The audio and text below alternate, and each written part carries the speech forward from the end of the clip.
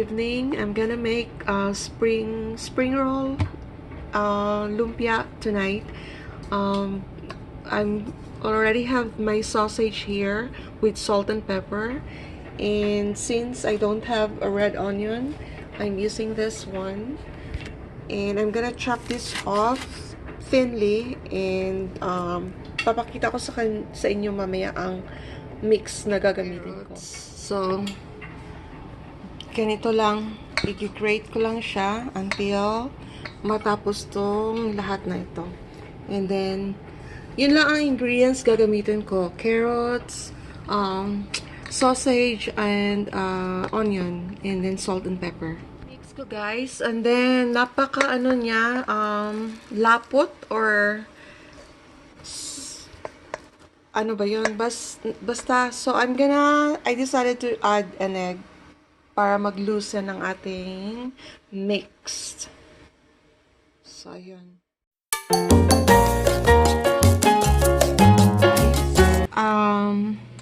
As I've said, no, sausage, salt, pepper, carrots, onion, and 1 egg.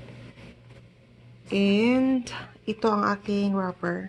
Ano lang, ito tubig lang gagamitin kong pangdikit. So, I'm gonna start rolling. Ganyan lang kaliit ang portion, guys, para ano lang talaga siya, 1 bite.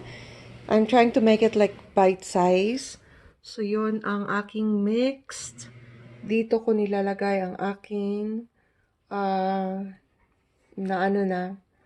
ready to fry na. So, iba't iba ang sizes. Okay lang yan. Hindi naman to pang ano lang to, kain-kain. Ito ang aking, as I've said, ito ang aking pang paste. So, yun. Marami pang, ano to, siguro mga, 20 pa siya or 20 plus. So, let's keep rolling. Na-wrap, guys. I don't know ilan to, pero, yun na. Bukas ko to siya ipa-fry. Madaling araw para, ano siya, crunchy pa pag umaga. Kasi, dadalhin ko siya sa trabaho. And I still have a leftover. I-freeze ko to siya para magamit ko sa saging na saba. Okay? So, I'll see you pag mag-fry na ako. Thank you.